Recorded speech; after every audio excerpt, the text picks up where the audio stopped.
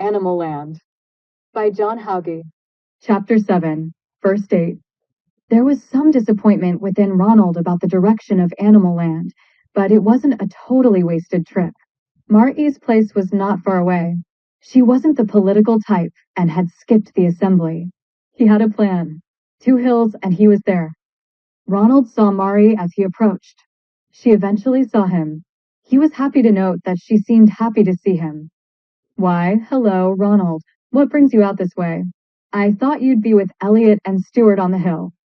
I had some other business, but that is done now. I'm on my way to gather and deliver some fruit to the guys working on the hill. Do you want to come along? That'll be great. Okay, let's go. The 2 lions started walking. Ronald let Mari lead. They were side by side, but with her a half length ahead.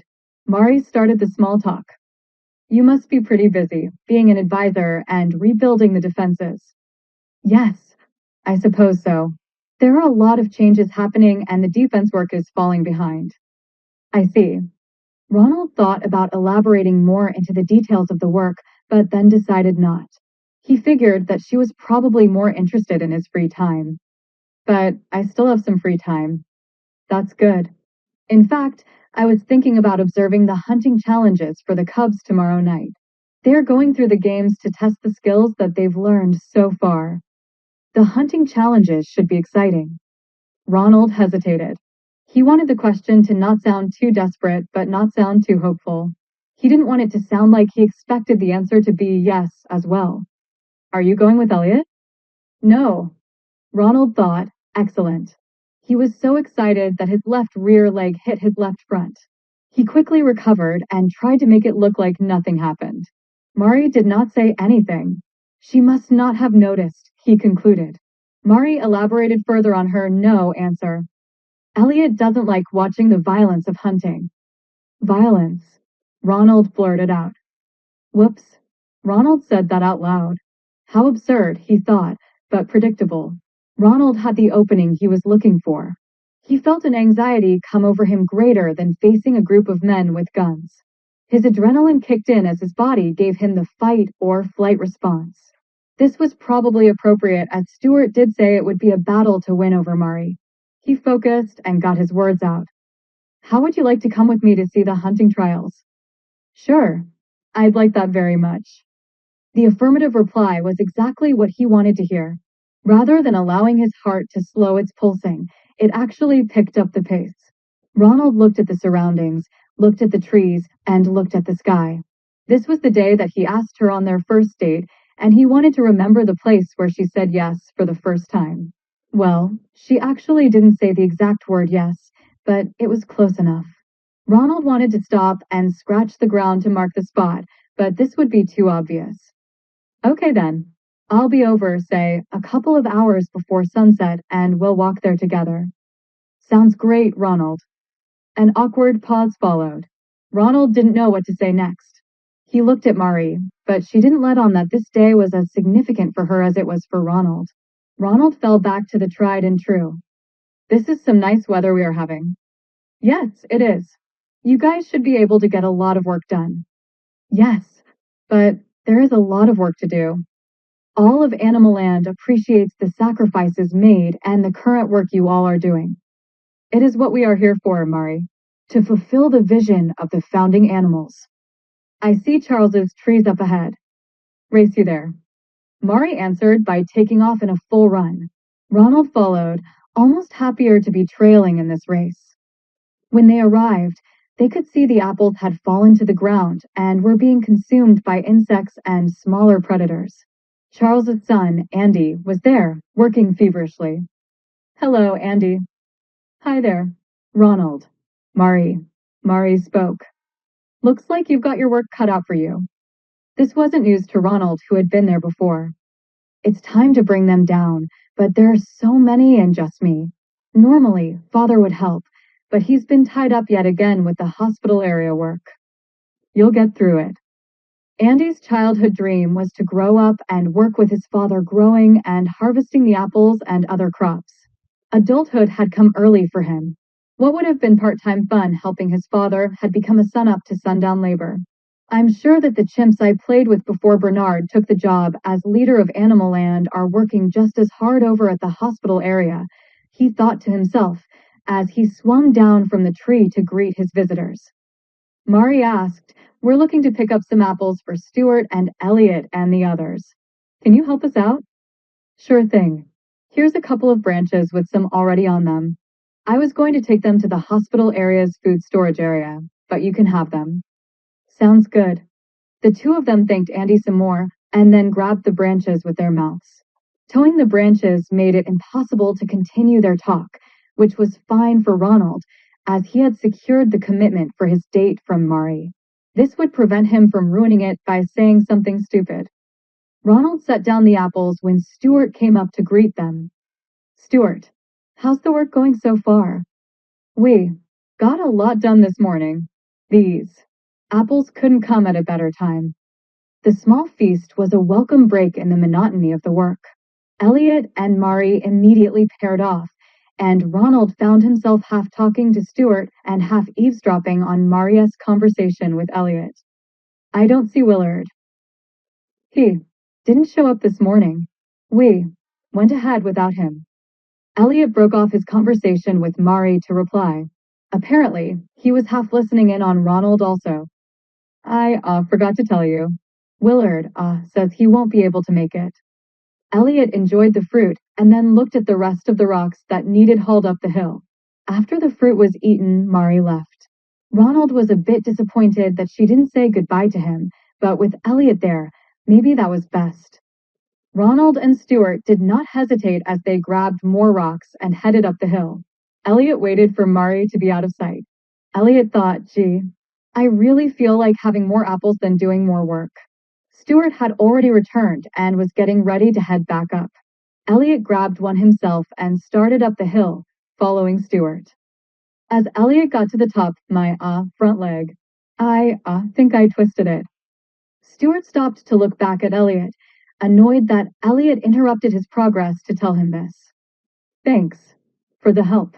I'll see you when you're better."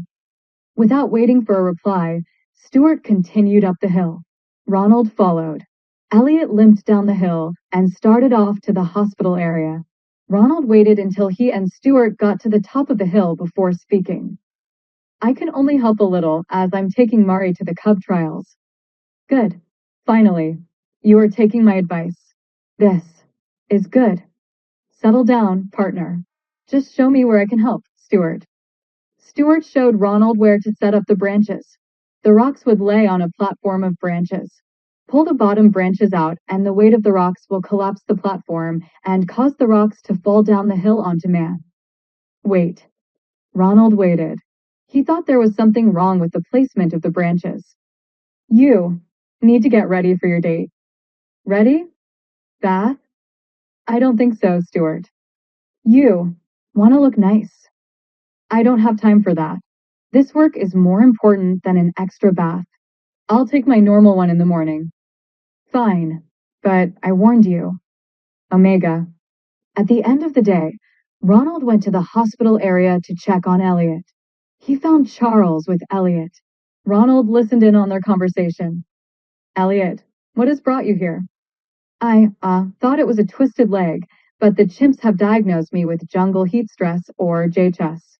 It causes excess panting and loss of energy if I do work in the heat." Charles looked at him incredulously. Panting and getting tired were natural results of doing work. Now hard work has become an illness? It wasn't his job to criticize the patients, though. "Sorry to hear that. Hope you get better soon." Charles looked up and saw Ronald behind Elliot's view. He walked past Elliot, and the two of them headed out of the hospital area. Ronald reflected on the brief exchange he overheard. He came to a conclusion of sorts. Ronald then decided to try and see if Charles would validate his conclusion. "So, Charles, what do you think?" "About Elliot's condition?" "Of course." It seemed as if laziness now has a new name. Ronald agreed. The two of them separated as Charles had to get back to his second job working the family business with his son Andy. Ronald thought about the meeting on the walk to Mari's den. He caught himself. Not home, but to Mari's place. Dominic and Everett had shifted the debate on the hospital area to the dam project. I guess it was like the dust in Bernard's den. As long as no one disturbs it, then the problem is relatively hidden, even though every animal will eventually see the large population in the hospital area. Ronald's mind went back to Dominic and Everett's dam project. The dam was such a large outrage to the norms of animal land that it diverted Ronald's attention from the hospital area problems. He recalled the conversation. Not fair to the animals that have difficulty traveling far to get water, he whispered to himself. Ronald continued thinking to himself as he headed to Mar-E's place. Animal Land never had this problem before. It seemed like Bernard's proposals keep building on themselves, like a rock slide. I'm watching the rocks sliding down the top of the ridge. He reflected further. I need to fast forward to the bottom of the hill. What will change when all of the rocks finally reach the bottom of the hill? What will change when able-bodied animals don't even have to get up for water? Muscles that should be used to fight or kill or gather food are used less often and get weak. Less labor in this, yet the same amount of food leads to more weight on each animal. More weight with weaker muscles will lead to more stress on paws and legs. This will end up as more injuries and more animals in the hospital area, leading to even less work on defenses. Arching his back like Dominic's hump, he countered himself in a poor impression of Dominic. We must ask ourselves, are we the kind of animals that would deny water to a disabled animal? The delivery and inflection were better than the match of pitch and tone. Dropping his back again, he continued his reasoning process in his head. Yes, indeed. What kind? In the old days, the animals would simply die without fanfare. It was just understood. You can't weaken the whole to help the few. You only end up harming both the same few that you were trying to help as well as many others. It then dawned on him. The reason I can't understand this is the same as why Everett couldn't understand why learning human words was not as important as building defenses. Everett and Dominic are making emotional decisions, not logical ones. I don't think this way. We all want to live longer. We all want an easier life. But as emotionally rewarding as these are, logically they are not free. Defense is not free either, but it is necessary for living longer and for living an easier life. Defense is certainly more important than a hospital area or a dam. I need to stop the charade as an advisor and actively oppose them. Without skills in emotional appeal, I can't effectively persuade them of the risks of their actions to the welfare of Animal Land. I'm just wasting my time with them. What I really need to do is to take the fight to the regular animals. Actually, what I need to do is stop thinking about politics and start thinking about what I'm going to do when I arrive at Mari's den. Ronald moved quickly through the land to close the distance. As he made his way through the brush over the hills and around the trees, he thought of Stuart's remarks. He wasn't going to have any time to fix himself up. Oh, well, he thought to himself. She may never go out with me again, but I doubt she will turn me down tonight. He went through some opening phrases in his mind. Good evening, Mari. You look wonderful. No, beautiful. Stunning? Pretty? Very pretty? Come on, Ronald. It's just an opening comment. How hard can it be? Ronald rehearsed different introductions in his mind, trying to find the perfect one. After all, you never get a second chance to make a first impression, he thought to himself. Maybe beautiful was too strong? Would it come out sincere? Would complimenting her looks draw attention to my looks? Maybe say nothing but a simple greeting? Simple, concise. I'd play it coy and see if she makes the first overture. Is this the way? Should I come on stronger? Is she just humoring me? Maybe she just agreed to this date because she... Ronald. Ronald thought he heard his name. The sound caused him to lose his train of thought. He thought to himself, who would be yelling my name in the middle of the prairie? Ronald. Over here. This time, there was enough audible evidence to form a mental picture. This was Mar-E's voice. Ronald stopped his travel and looked around. It was then that he realized that he marched right past Mar-E's den. He circled back. The entrance had not been rehearsed in his mind. Ronald, did you forget something or someone? Ronald didn't hear the question. He was mesmerized by the look of Mari. What came out was the first thought that came into his head. You look beautiful. Thank you. But but I haven't picked out a flower yet. Which one do you think looks best?" Ronald's eyes took a quick glance and then went right back to looking into Mari's eyes. "You would make any of these flowers look pretty." "Oh, thank you. You decide." "Okay, how about violet?" "Perfect." Ronald watched her put the flower behind her ear. She then came up alongside of him. "Shall we?" Ronald agreed, and then the two of them made their way to the hunting training area. This was the place where younger versions of Ronald learned their trade and impressed the lionesses. It was an area with opposite hills for onlookers. On the north side was typically the young ones. The females waited on that hill and cheered on the males. On the opposite side was where the older animals sat. Some were family, some friends, and some were like Mari and Ronald, who came to enjoy seeing young cubs develop their war and hunting skills. Ronald looked around. Not as many watchers as he remembered. This made way for a more private conversation with Mari. The two found a spot, high atop the hill. The seats were not the best. Most of the other animals occupied the lower base of the hill. But for a date, it was the perfect spot. Ronald took great care when sitting not to actually touch Mari. Ronald looked over to the other side. There were a lot of young lionesses. He wondered if Mari had ever been watching him during his cub days. So, he decided to ask Mari, but in a way that did not directly refer to himself. "Did you ever watch from the other side?" "Oh, yes. I never miss this." "Really? You don't remember me?" Ronald tried to remember, but failed. He was too focused on the training to worry about females at that point in his life. He was the son of Alistar. He had to be one of the best cubs.